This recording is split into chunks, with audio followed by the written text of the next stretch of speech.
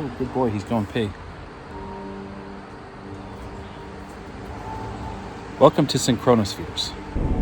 So when I think about the fact that there are human beings who, through training, are capable of what could almost be perceived as superhuman feats of moving silently and unseen, it doesn't seem that impossible for me to imagine that there may be species coexisting with us who are able to do that on an instinctual level. I'm wildly speculating, I mean, obviously, but is it so far-fetched that tens of thousands of eyewitness accounts could be telling us something?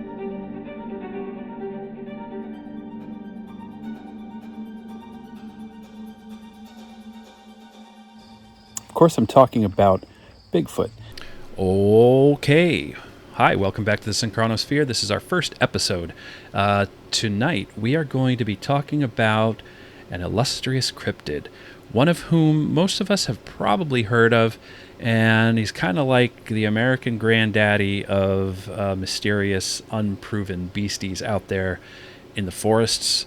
None other than the North American Sasquatch.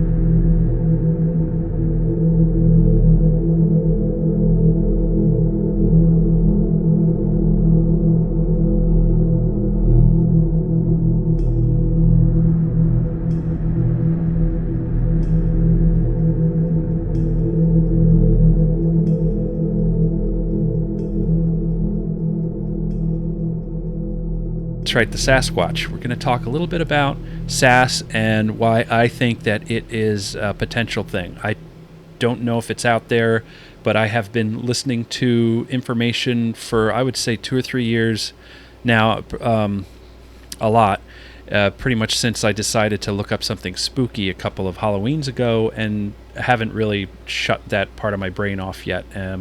I've been somewhat enamored with the concept of a large bipedal creature existing in and among the world of human beings, as unusual and odd as that might sound. I am going to be using some clips from outside sources, so I am going to appeal to the fair use laws, which provide for people to be able to show a clip in their videos as long as it is being used for research or commentary, which is what this is. So, fair use laws, please protect me to some extent. YouTube, I understand you can be strict sometimes, and that's okay. Oh, yeah. Please, if you have it within your heart, to hit that stupid like button, or subscribe, or throw a comment down there. All of those things help me a lot. If you want to share the video someplace you think people might be interested in it, it would be greatly, wildly appreciated. I'm doing this in my spare time for fun. I do really enjoy producing videos and editing and recording and all that jazz, but it's going to go a long way to seeing if this continues just by getting a little bit of feedback from you all. So if you're able to, or if you're so inclined, please do, hit one of those stupid buttons or whatever. I really do appreciate it. Okay. Thanks. 911, what are you reporting? I got a strange going on out here. Something just killed my dog. Something killed your dog? My dog went flying through the air over the tree. I don't know how it did it. Okay. Damn it, I'm really confused. All I saw was my dog coming over the fence, and he was dead when she hit the ground. I didn't see any cars. All I saw was my dog coming over the fence. 911, what are you reporting? We got someone or something crawling around out here. Did you see what it was? Was it a person or an animal or? I can't tell. All I know is that my central light came on and I just happened to glimpse and see this thing running across the yard. A good-sized man, or something that looks like a man. I don't know what it was, just that it ran across the yard. Okay. You've had problems in the neighborhood before? Yeah, my dog was killed here just recently. I don't know what it was. Whatever it is, it's running. I couldn't catch it if I was going to chase it. But whatever it was standing up. I'm out here looking through the window now and I don't see anything. I don't want to go outside. Jesus Christ, you better... Sure. See ya! Hello? Get somebody out here. What's going on now, sir? That son of a bitch is about 6'9", I don't know. Do you see him now, sir? Yes, I'm looking right at him. Uh-oh. Okay, hang on. He's right... Is he in your yard, sir? Yeah, God, he's big. Okay, what's he doing in your yard? He's looking at me. Oh, and the guy is on foot. I don't know what... It's a big, real big person. That's all I can say. Okay, but it is a person. Yeah, I'd say it was a person or somebody really big. But he's all in black. Is he a black male or a white male? Did you actually see whether, or was he just wearing black? He's all black and he's big. He is big. So, before I go any further, there is one point that needs to be addressed when going over this field, and that's the fact that there is a degree of contention among many of the figures involved in disseminating this data. There are those who claim to have expert knowledge. I don't know how anybody could know more than anybody else who's just looked at the data that exists out there. There are those who do not accept counter-arguments to their views. There are certainly individuals out there who don't like to hear conflicting ideas from theirs. There's also those who will actively cast a negative light on their counterparts, seeing others as rivals rather than comrades in the quest for knowledge. So, all that being said, it's a little bit ugly out there when you start to have people comparing ideas to one another. And that's primarily among the content creators who cover this stuff. A lot of them have really good points of view, but they are very strict when it comes to what they will accept and not accept in terms of criticism or counterpoints. I will go over a few of my favorites. The first one here is Thinker Thunker, who definitely has his opinions and certainly responds to what he calls haters, and I have personally experienced a small degree of that on their Facebook group.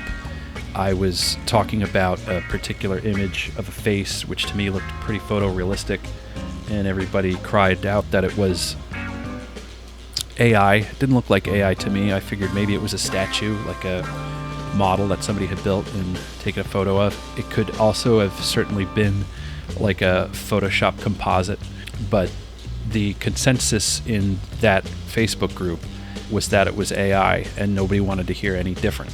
And I kind of pressed the matter in a respectful way, and I was kicked out of the group, which is cool, you know, but I didn't think I did anything out of line. So he's got a lot of actually really cool stuff. He has a method of comparing body ratios, which he calls p-DNA, proportional DNA. I don't know why DNA has anything to do with it, but it's some of his examinations are pretty compelling. Moving along, we have this guy Todd Standing. His channel is Sylvanic Bigfoot. He's got some really incredible videos, and he's very contested. Many people are going to call him a hoaxer. I don't know. I'm kind of on the fence, and he's a high-energy dude. He has actually hung out with Survivor Man, which I thought was pretty neat. And Survivor Man, you know, lends him some degree of credit, so I wouldn't discount him. Definitely worth checking out. I've also got Green Wave, this guy MK Davis. He's got really, really good analysis videos, and he really does a neat job of taking existing imagery and applying filters to it to bring out detail. All sorts of interesting things he dives into. A Flash of Beauty was a documentary that came out, and now I think there's been one or two sequels, and they're very compelling. A lot of interviews of purported eyewitnesses and whatnot. Some really cool stuff in there. You can find their documentaries, I think, on Prime, and they also have a YouTube channel here where they just keep dumping more information, and they do lots of live streams and interviews and stuff, and it's just a constant feed of interesting information on this planet. So those are some of the more analytically minded presenters. There's also a number of kind of storyteller types who I think are also very interesting and worth looking up. We've got the Bob Gimlin channel, and it's not his name, but he's got a really great, even if you're not really interested in Bigfoot as subject matter or as a potential reality, he's just got great storytelling, really nice illustrations from various artists, and he doesn't always focus on Bigfoot, but that is kind of his primary range right now. He also touches base on real occurrences like these lines of Savo, which is all really just epic storytelling. You got this dude, there's a bunch of them. I'm just covering a couple that I like. Dixie Cryptid, he's got a really nice delivery, good listening, and he, I believe, readily admits that he doesn't really filter his stories for being based in fact. He's filtering them for entertainment value. So not everything that goes into there is nonfiction. However, it's going to be entertaining. So that's a fun one, but good to know that it's not necessarily factual. So one very well-known and respected figure in science, a scientist, is Dr. Jane Goodall, known for her exemplary research with chimpanzees and primates. I wouldn't call her a Bigfoot enthusiast, but she openly admits to the possibility of their existence and entertains it rather than just simply dismissing it out of hand. So just wanted to do a quick little snippet of her chiming in on the subject. Everybody talks to me about. I'm romantic. I would like Bigfoot to exist. I've met people who swear they've seen Bigfoot, and I think the interesting thing is every single continent there is an equivalent of Bigfoot or Sasquatch. There's the Yeti, there's the Yari in Australia, there's the Chinese wild man, and on and on and on. And, you know, I've had stories from people who, you have to believe them. So there's something, I don't know what it is. I'm always open-minded. So that's pretty cool. That's kind of the stance that I have. Like, I haven't had an experience myself, but I find a lot of the evidence to be compelling. There's definitely some bad actors out there. There's definitely a lot of hoaxery, but I don't know. I think that it is possible. When you look at certain aspects of the body of evidence, a lot of it's contended, but some of it's kind of like, whoa. And then also there's a number of scientists, aside from Dr. Goodall, who are also involved in this and openly discussing the matter. So we've got Jeff Meldrum, who is a scientist and a Bigfoot enthusiast, and he is, I don't know, in my opinion, probably the foremost reliable person in this, and he really goes deep. You've also got the recently deceased John Bindernagel, who also did really a lot of field research and whatnot, and has also gone on with Todd Standing before he passed. And Melba Ketchum, Dr. Melba Ketchum, she does like forensic DNA and stuff, and she had gotten samples of hair that were purportedly from Sasquatch, and she did, as she claims, very rigorous science on it, and they found very interesting results. She has been dragged through the mud, as they say, and is basically kind of been shot out of the community. However, prior to her, being labeled as a kook for being associated with Bigfoot, she was a very respected individual in the field. So the image that I kind of got into a dispute with people is this, and I found this to not really look like a AI or airbrushed piece of media. I don't. I mean, the way that the hair comes down onto the lip, the way that like this to me, the way contours flow through, I don't know. To my critical eye, it looks like a photograph, and I could admit that it could be a hoax. But what I wanted to do was have somebody who's so confidently saying, this is definitely, and I can just tell that this is fake.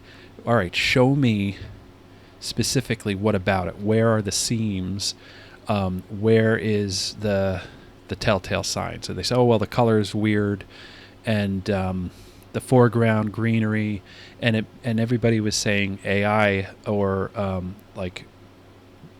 they also were saying that it looked like this other guy who makes these composites, and some of these are pretty cool looking, but I don't think any of them, I'm not sure if this is the website of the individual, I don't think any of these have quite the same quality as this thing. This to me looks probably digital, but there's certain things. Anyway, again, this is probably fake, but I just wanted to have a discussion about it, and people were saying, no, it's very easy, and I'm like, well, can you point out to me what it is that is so obvious? And they, well, it looks that way to me. So there wasn't really much of a discussion or an argument to be had. I mean, some of these are pretty cool, but it does not have the same quality. Oh, the other thing is that the guy who made I don't know if this is his website or not, but a lot of these are from this individual who are they saying, oh, it's his work. This isn't his work. It's not on his site. I don't know if anybody reached out to ask him, but nobody can find where it just showed up on Reddit, as far as I know. Nobody can trace it back to any point of origin. So that was another interesting little tidbit in the mystery. So hold on. Yeah. So yeah, that was my whole experience in a Facebook group run by people who kind of had a little bit of hive mind going, and that's my opinion. They did not want to have a discussion about something. They all wanted to say ABC, and then ABC, a little bit of an echo chamber, which is okay. That was my experience. Maybe it's not everybody's, probably not. But I thought there was a little contention in there, and I believe it was unwarranted. So, the Patterson-Gimlin film is perhaps the most notorious, illustrious, infamous bit of evidence. It is the golden nugget for the true believer, and the one thing that can sometimes tip somebody's scales if they aren't sure. Not only is it the oldest evidence that we have on record, it's also the most pristine, the cleanest.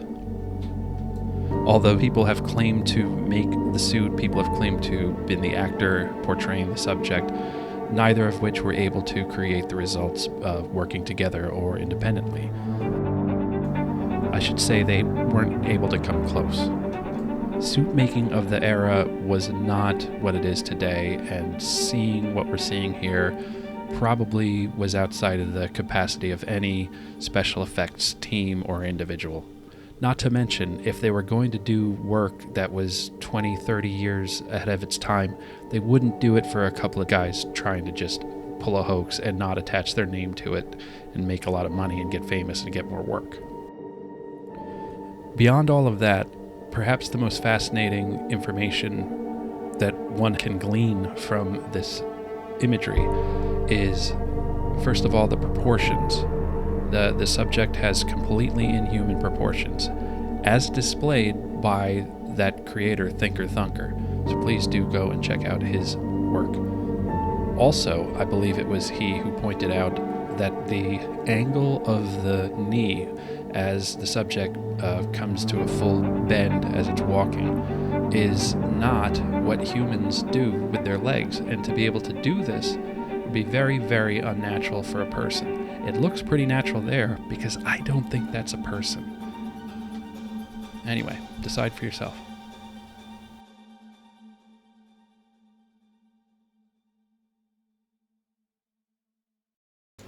One of the best podcasts you can listen to if you're interested in this sort of thing is called Sasquatch Chronicles.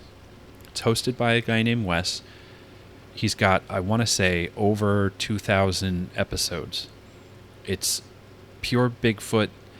It's all been vetted by him, and as far as he knows, there's no fiction involved. Some of the interviews I've heard, I kind of question that, but the people who are interviewed claim that these are authentic things going on, and Wes believes them. It is a huge catalog of data and well worth your time if you're interested in listening to something very compelling. I like it particularly because he's not adding creepy sound effects or music, which I find completely dispel any sort of authenticity that might be garnished from a report like these sorts of things. So here's a clip from one of the, in my opinion, one of the best episodes. Yeah, we have an expression, someone's walked over your grave. You really feel quite, your hair stands on end, you feel cold. And I looked over to the way I would need to go back, and there were, I thought, first of all, it was a huge cat, but it was much more big and bulky than a cat. And then there was more than one of them as they came round the promontory where you've got the cove shape. And I have never seen anything like it in my life. Very, very large, very hairy, moving on all fours. And there were several of these creatures, one behind the other. It obviously wasn't a cat because it was moving in a very strange manner, and the head kept popping up as if it was sniffing, and then it popped up. It stood up on 2 feet. There was no other way to describe it, and it was bipedal. Must have been 7 to 8 foot tall. It was followed in onto this cove by 2 other 5 to 6 foot, maybe just over 6.5 foot, and 3 much smaller ones. And the large creature turned round. Every one of them snapped round and was staring toward me. At which point the male that was in the water basically was up to its, I'd say, mid-chest in the water, came striding out of the water. I've never seen anything move like that in my life. And basically it looked, the way it moved, almost as if it was gliding across the beach. One of the females, the larger one of the 2 females, came after it, and probably about 30 yards or so away from me,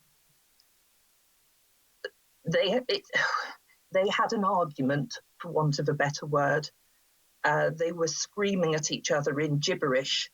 The male that was in front it didn't take its eyes off me, but it sort of rotated from the waist. The head didn't really turn, it rotated from the waist. And it was like if you see a couple in a shop. It was verbalizing with her. It sounded like a language, and they were chuntering away back and forwards, back and forwards, back and forwards. And it was like a couple having a domestic dispute. Then the body turned right back at me, and it just screamed. It It was like no other sound I've ever heard. It was bellowing at me, and effectively it just threw down and slammed its fists into the sand, and then stood up. It basically, the last thing I remember, because I passed out. I'm presuming I passed out. I was feeling incredibly sick. Was this thing mouth wide open, big pink mouth, and it was obviously male. It had an erection and it was urinating, and that is all I remember. So there's three aspects of a lot of these stories and evidence that I would like to bring up. There's the mid-tarsal break, dermal ridges, and ultrasound. One, the mid-tarsal break is an anatomical feature found in many animals out in nature, and it's basically where the front of the foot can lift up independent of the heel. I'm doing it here with my hand using my knuckles, but it's kind of an extra hinge, an extra set of knuckles that's down in the foot, right about where our arch is in the bottom of our feet.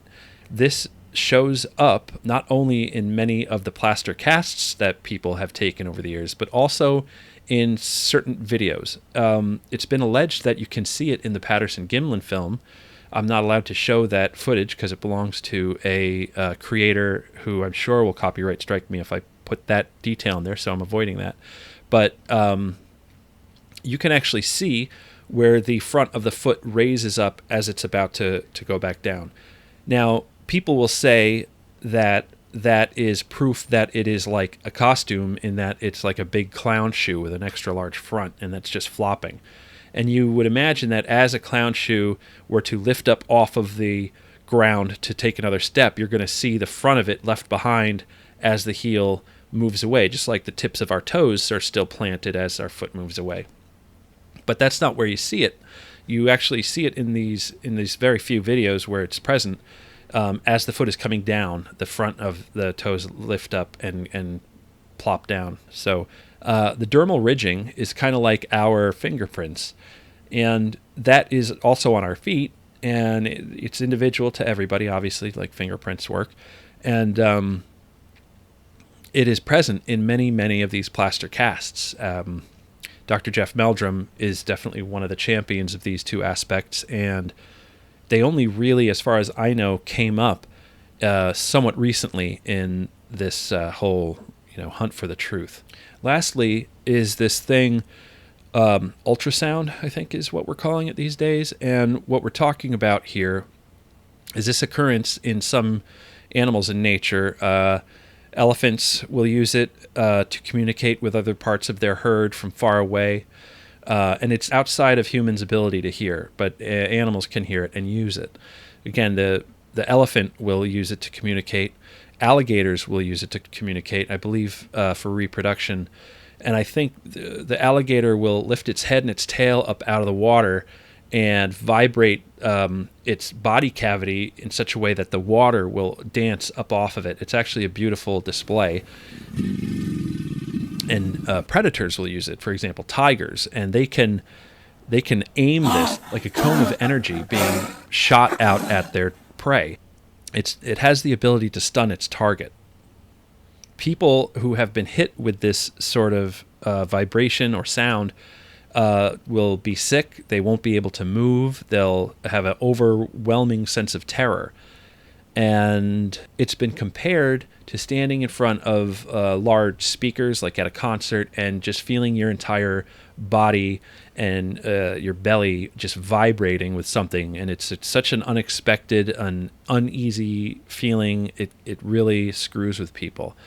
And it's just strange that this should show up. A lot of the time, people are telling their experiences and describing a situation when they were just walking through the woods, and it can happen with a roar or a growl, but it can also happen independent of those things. That ultrasound can come out alone, and so you don't hear anything, but suddenly you get this horrible terror, which tells your brain that you're being stalked and about to be killed by a predator. So those are three interesting things that come up in a lot of witness testimonials and video and those plaster casts that people make. And when you combine all three, the likelihood of these sorts of things being involved in somebody who's just joking around, for whatever reason, making a hoax, it seems to me to be a little bit of a stretch. Of course, we're talking about the existence of Bigfoot, you want to talk about stretches, right?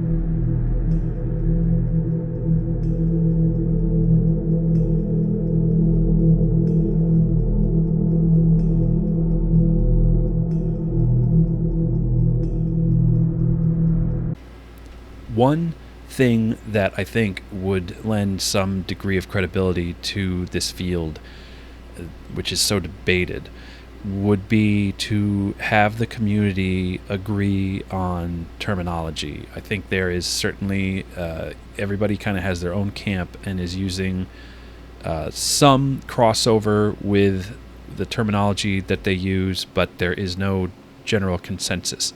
And this was spoken really quite eloquently by this guy in one of those Flash of Beauty documentary interviews. His name is Farouk Muhammad, and I just wanted to show a quick clip of what he had to say about that. So here he is. Self-serving and arrogant in a way. One of the biggest things that the Bigfoot community has to do is come up with a data dictionary. And a data dictionary is going to be able to create a definition for every single term. So just something as simple as like encounter. What is an encounter? Defining the encounter, the scope of an encounter. So if somebody is having, like I would propose that there are different experiences and an encounter. So if you have an experience, doesn't necessarily, it could include encounter. So an experience is like I heard something. But an encounter could be I physically encountered Bigfoot and or some type of cryptid. So you could say that you had an experience where you were out in the woods and you heard some wood knocks, you didn't know what it was totally quiet, but you never saw anything. So you can't say that you necessarily had an encounter, but it's all in the definition. So when you start thinking about how an encounter with Bigfoot, there are a lot of different things that go along with that. So what was the Bigfoot doing? What was... Right. So I think it's almost integral in order for any of this study to be taken seriously, especially all the armchair speculation that goes on. Hi. It would be so helpful if we could get together and have a conversation about what words mean what.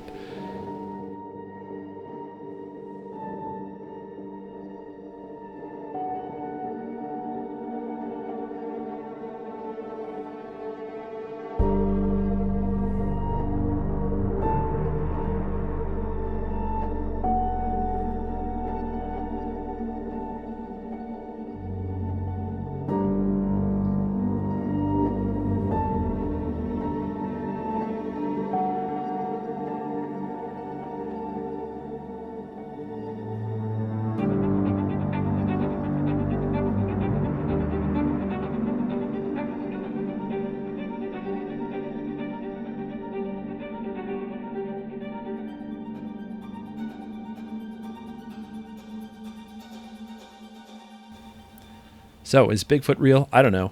But I really enjoy looking at the potential evidence and considering it a possibility. I like the idea of the unknown. Will we ever find out? Maybe not. I kind of hope we do, but I also kind of hope we don't, because it's nice to have mystery in the world. So with all of that, I will leave you with well wishes. Please don't forget to like and subscribe and leave a comment. Share the video if you feel like it. And besides that, please just go out and enjoy this beautiful world. Spread the love. Take care of yourselves and each other. Thanks. Catch you next time.